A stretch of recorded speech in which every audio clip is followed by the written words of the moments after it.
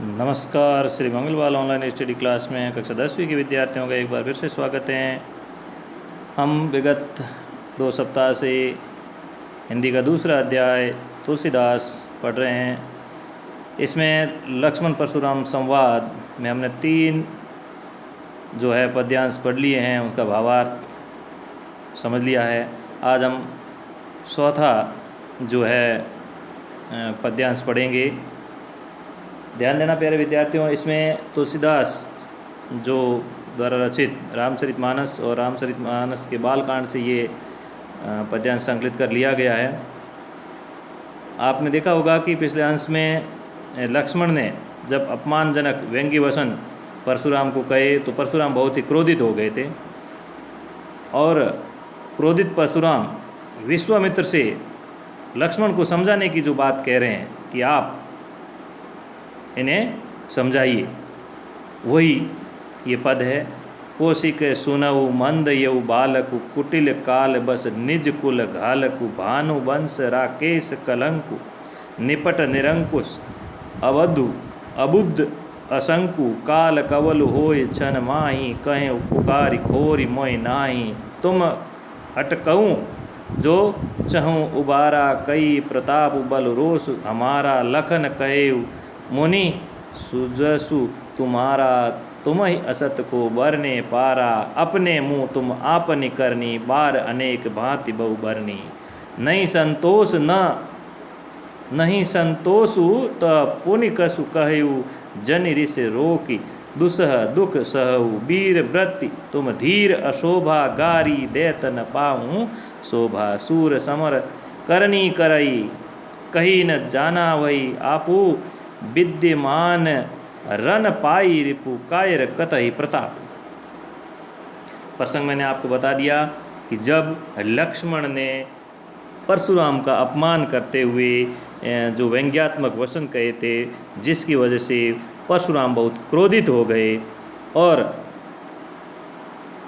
वे विश्वामित्र से अनुरोध कर रहे हैं या उनसे कह रहे हैं कि लक्ष्मण को अच्छे से समझा दीजिए कि मैं कौन हूँ, मेरा प्रताप क्या है, मैं कितना भयंकर हूँ। ये सारी बातें विश्वामित्र जी से कह रहे हैं। तो पहले तो आप इसमें समझने की कोशिश करें कि जो शब्दार्थ आए हुए हैं उनको देखिए। शब्दार्थ को समझने की कोशिश करें। कौशिक यहाँ आया है विश्वामित्र जी के लिए। कौशिक शब्द जो है विश्वामित्र जी के लिए आया है। और मंद कहते हैं मूर्ख, बुद्धिहीन जो होता है। बालक को यानी बालक। कुटिल का मतलब टेढ़े मेढ़े स्वभाव वाला। काल बस का मतलब होता है मृत्यु के वश में होकर। एक शब्द आया घालकू, ये देख रहे होंगे आप। घालकू का मतलब होता है नष्ट करने वाला। भानुवंश, भानु कहते हैं सूर्य को, वंश सूर्यवंश। राकेश चंद्रमा का पर्यायवाची शब्द है। कलंकु का मतलब होता है कलंक या जो दाग होता है उसको कहते हैं। निपट का मतलब होता है अत्यंत या निरा। निरअंकुश का मतलब होता है स्वसंध या अनुशासनीय, जिसके ऊपर कोई अंकुश नहीं हो। अबुद्ध का मतलब होता है अज्ञानी। असंकु निडर। काल कवलु का मतलब होता है मृत्यु का ग्रास या मौत के मुंह में चला जाएगा। क्षणमाई का मतलब क्षण भर में। खोरी का मतलब दोष। खोरी का मतलब दोष। और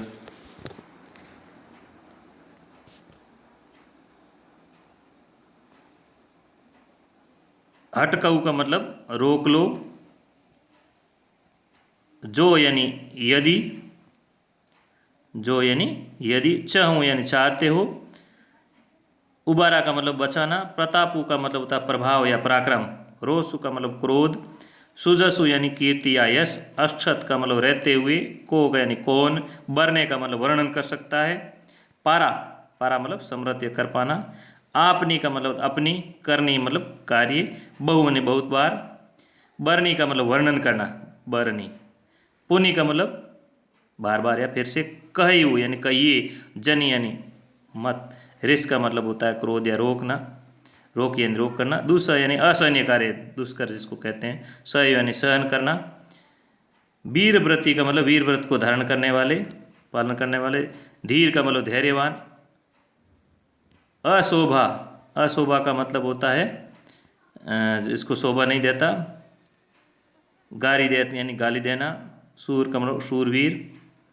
जनावई का मतलब जताते हैं। रिपु का मतलब शत्रु। कायर यानी डरपोक, कतई यानी कहते हैं या सुनाते हैं। तो ये आपने शब्दार्थ देख लिए हैं।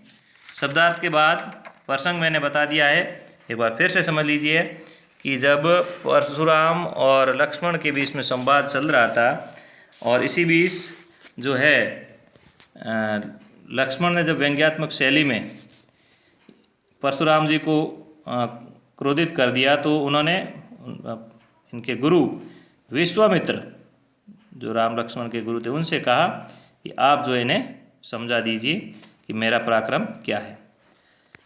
तो परशुराम क्या कहते हैं? परशुराम ने विश्वामित्र से कहा कि हे विश्वामित्र, कौशिक सुनऊ मंद यऊ बालकु। ये बालक लक्ष्मण जो है क्या है? बुद्धिहीन है, मंद है और कुटिल स्वभाव वाला है, यानी इसकी बुद्धि टेढ़ी मेढ़ी है। ये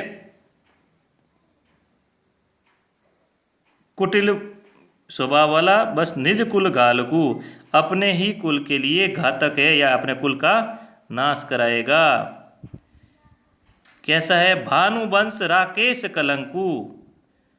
भानुवंश राकेश कलंकु का मतलब होता है सूर्यवंश रूपी चंद्रमा में कलंक के समान। देखिए राम लक्ष्मण सूर्यवंशी तो है ही, जिस प्रकार चंद्रमा के ऊपर कलंक होता है, तो परशुराम का ये कहना है कि सूर्यवंश में जिस प्रकार चंद्रमा के ऊपर कलंक है, ठीक वैसे ही ये लक्ष्मण जो है अपने वंश के लिए कलंक है। निपट निरंकुश अबुद्ध असंकु, ये अत्यंत स्वसंद है, प्रवृत्ति का मूर्ख है, निडर है। काल कवलु होई सनमाही। काल कवलु का मतलब मौत, मारा जाएगा क्षण भर, यानी क्षण भर में ही मेरे हाथों से मारा जाएगा। कहीं पुकार फोर मोह नाही, मैं पुकार कर कह रहा हूँ, फिर मुझे दोष मत देना, दोबारा मुझे दोष मत देना। मैं एक बार फिर से कह रहा हूँ, ये बालक क्षण भर में मेरे हाथों द्वारा मारा जाएगा, फिर मुझे दोष मत देना। यदि आप चाहें तो इसे बचा सकते हैं। तुम हटकऊ जो चहु उबारा, आप चाहते हो तो इसको बचा सकते हो, उबार सकते हो। क्या, कैसे बचा सकते हो? कहीं प्रताप बल रोष हमारा, हमारे प्रताप यानी वीरता के बारे में, बल के बारे में और क्रोध के बारे में आप इसको परिचय करवा दीजिए कि परशुराम का क्रोध, उनकी वीरता कैसी है। ये विश्वामित्र जी इस लक्ष्मण को समझा दीजिए। ये सुनकर लक्ष्मण ने कहा, क्या कहा? लखन कहे मुनि सुज सु तुम्हारा। लक्ष्मण ने कहा, हे मुनि, आपके रहते हुए आपके यश का वर्णन और कौन अच्छी तरह से कर सकता है। लखन कहे मुनु सुजसु तुम्हारा। लक्ष्मण ने कहा कि आपके रहते आपके यश का वर्णन और कौन कर सकता है। तुम असत को बरने पारा। आपने अब तक अपने मुंह से अनेक बार अपने कार्यों का वर्णन कर दिया है, प्रशंसा की है। अपने मुंह तुम आपने करनी बार अनेक भांति बहु बरनी। आपने अनेक बार अपना बारे में बहुत कुछ वर्णन कर दिया है। आप अपने आप को क्रोध को मन में दबाकर असहनीय दुख को मत सहिए। अभी भी आपको संतोष नहीं हुआ है। अपने मुंह तुम आपने करनी बार अनेक भांति बहु वर्णी, नहीं संतोष, अभी तक आपको संतुष्टि नहीं हुई है। पुण्य कसु कहू, अभी भी आप कह दीजिए, क्योंकि आप बिना फालतू ही असहनीय अपने मन को, क्रोध को दबा कर बैठे हैं। आप वीर व्रत को धारण करने वाले हैं, धैर्यवान हैं, क्षुब्ध न होने वाले हैं। आप इस प्रकार गाली देते हुए आपको शोभा नहीं पाते।